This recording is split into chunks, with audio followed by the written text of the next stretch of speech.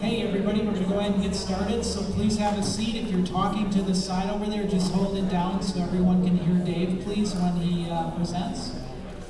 So some of you may or may not know Dave. His caching name is Team DeeJay, him and his wife. He's also WisKid, who is a Wisconsin reviewer, so if you requested publication for caches, you've run into him that way. So with further ado, Dave's going to start the first of the two GSAK courses, the first one about 50 minutes. We'll take a 10-minute break and then finish up with the last one about 50 minutes too. And I don't know how Dave feels about it, but do you want people just to ask your questions as we go? Yep, and then Dave will restate the question if you ask, so that everyone gets a chance to hear the question before he answers, so everybody can hear over the PA. Thanks. All right, and if you have questions and you don't, I don't notice, throw something at me, yell, whatever, because this is going to be pretty much free form. So if you have questions as we go, feel free to ask. Don't hesitate. So the first hour, we're going to talk about using GSAK, pretty much the basics. So the way this is set up, I'm assuming that we have people in here that don't know how to get a pocket query, are not familiar with downloading caches from geocaching.com and all that kind of stuff. So before I start, let me ask that question. Is everybody here already a premium member? No, I am, but my partner who's in the restroom isn't. Oh, okay. Well, we'll show you how all this works, because I'm assuming there might be a few of you that don't know, and this won't take real long anyway. So what we're going to talk about is, number one, where do you get GSAK? And if you're not familiar with it, GSAK is a program that essentially is a database for keeping geocaches. So it will cover, every bit of information there is about a geocache is going to be there that you can get out of a GPX file.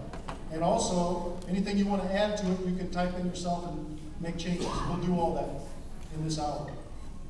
We're also going to talk about creating a pocket query, then loading it up into GSAK, and then we'll do some playing around with it, sorting it, filtering it to get certain kinds of caches, whatever you're interested in looking at. Somebody said yes, that's good.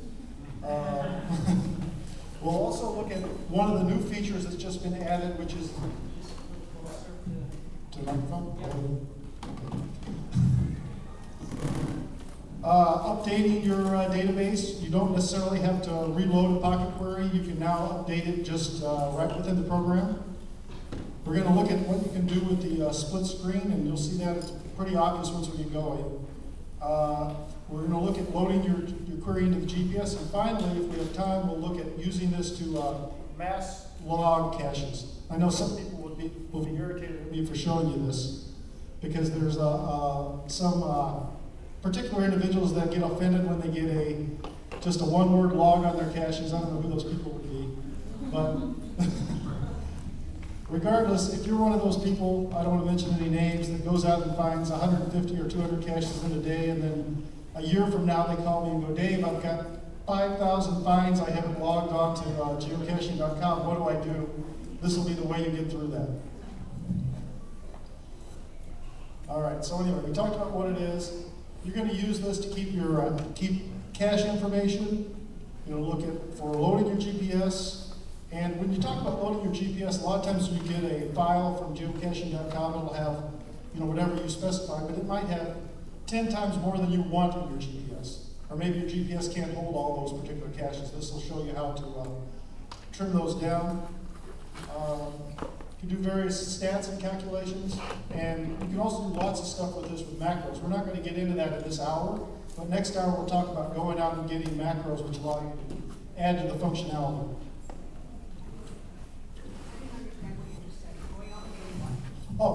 A macro is like a little add-on that you can add to the program that allows you to put extra functionality like mapping, calculating stats. They have several out there that are for various challenge caches that are around, like for the Lorem challenge. You can run your find database through it, and we'll give you a little map of what pages you found, which ones you have. Those kind of programs, they're not directly built into GSAK, but you can add them in. They're all free. All right, so anyway, to go get the program, you go to this particular website, www.gsak.net, and you can get this program for free, but it is what's considered shareware. So download it, use it. If you don't like it, you just delete it, no big deal. If you like it and you want to purchase it, it costs, I believe, $30 if you're a new user. If you already have a previous version, the update, the price varies depending on when you bought your original version. So if you're like me and you bought it forever ago, well, it's still $30. But if you're somebody who bought